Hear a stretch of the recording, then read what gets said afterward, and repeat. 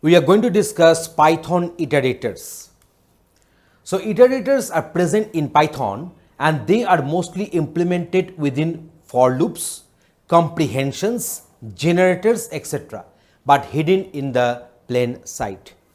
So iterator in Python is simply an object that can iterate upon an object which will return data or one element at a time. So this iterator will be operating on a sequence of elements, and each and every iteration it will pick up one element at a time.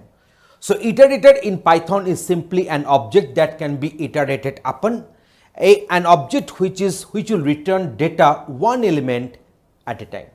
Technically speaking, Python iterator object must implement two special methods. So what are the two special methods?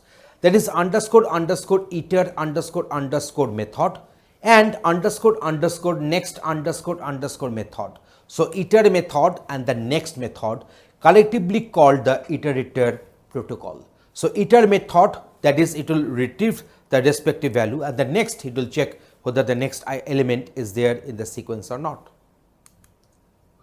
So an object is called iterable if we can get an iterator from it, and most of the built-in containers in Python like the list, tuple, strings, etc. are iterable because we can get iterator from it.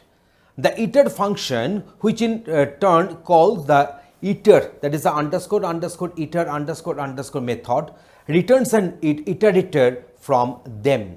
The next, that is the underscore underscore next underscore underscore method, must return the next item in the sequence. On the reaching at the end and in the subsequent calls, it must raise stop iteration.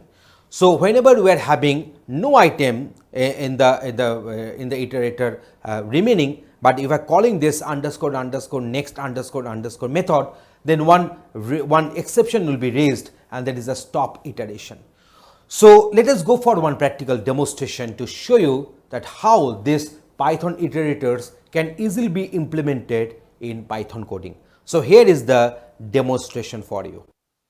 Iterators are very common in our Python programming language, and they are elegantly implemented within our for loops, generators, comprehensions, etc. but hidden in our plain sight. An iterator in Python is nothing but an object, and this object will return data one at a time during our iteration. Obviously, if some data is available, then only it will return the data, otherwise it will throw some exception.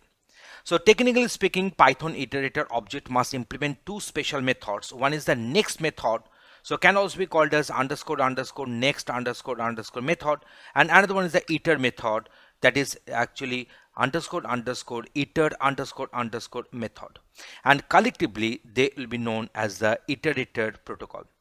An object is called iterable if we can get an iterator from it. Most of the built-in container in our Python, like our string, like our tuple, list, they are nothing but iterables.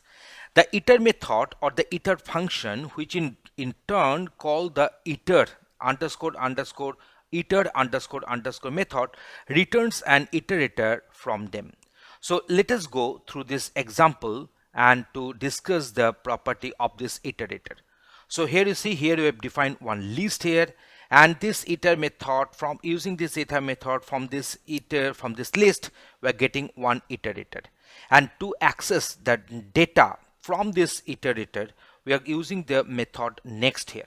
So either you can use this next our iter, so this is the syntax to retrieve elements from this iterator, that is our iter. Otherwise we can write our iter dot underscore underscore next underscore underscore method. So anyone we can use that one. So here you see the list is containing data, that is 44, 77, 11 and 33.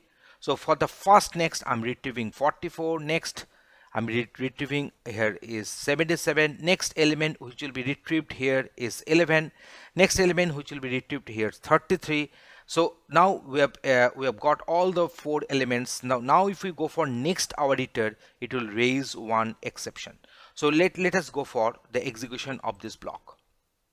So here we are having 44, 77, 11 and 33. because the elements were 44, 77, 11 and 33.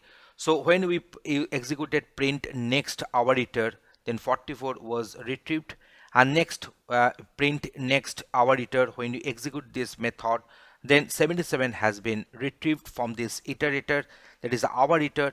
Next time 11, next time 33. Now if I execute this one, I should not put this one in comment. If I execute this one, then one exception will be there, and that is a stop iteration, and this will raise error no items left, as we mentioned in the comment. And so next our iter will produce this error, that is a stop iteration. So let us go for another one. So create a custom iterator. So here we are defining one class, that is the power of 2, and here we are having this documentation string. In short, we can call it as doc string. So it should be enclosed either within triple single quotes or triple double quotes. So it is also known as a block comment, and it should be the first intended statement in our class. So next we are having this constructor, that is our underscore underscore init underscore underscore. So here we are defining this max, and this is equal to 0 is the default argument. So whatever the value will be passing, that will be assigned to this max instance variable. So here we are just defining this underscore underscore iter underscore underscore method, and similarly this underscore underscore next underscore underscore method. So these two methods we are defining here. So self.n is equal to 0. So n is another instance variable, is getting initialized with the value 0. And then we're having this next. So if self.n is less than equal to self.max, then result is equal to 2 star star, that is 2 to the power of self.n. So 2 to the power of n will be assigned to the result, and self.n will be increased by 1, and the result will be returned. Otherwise, in the else part, we are going for stop iteration. We are erasing this error. There is a stop iteration. So now here at first we are going to print this doc string, that is a documentation string enclosed within triple single quotes, can also be enclosed within triple double quotes. So whenever we are printing this this one, there is a power of 2, that is a class name dot underscore underscore doc underscore underscore. You can see that it is printing. Let us go for this. It is printing this respective string, that is a class to implement an iterator of powers of 2. So the string whatever is discussed or defined here, so it has got printed. So now we are going for this a is equal to power of 2 4. So now this 4 will be assigned to max.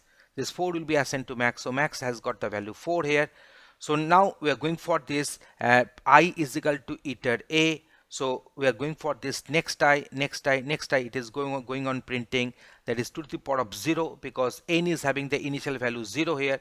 So 2 to the power of 0, the result will become 1, and return result, so that result will be printed as 1. So next time this n has got increased by 1. So 2 to the power of 1, the result will have the value 2, and return result, that means it will return the value 2 here. So 2 is getting printed because we have called this next I from this print method. So now next time the value of n will become 2. So 2 to the power of 2 will become 4. So result will have the value 4, and the result will be returned, and that will get printed. So in this way I'm getting this one as 1 2 4 as output. So I think you are getting this idea how this method, which is having this init, that is a constructor, this iter method, the next method, and the respective object we have defined under the class, that is our a.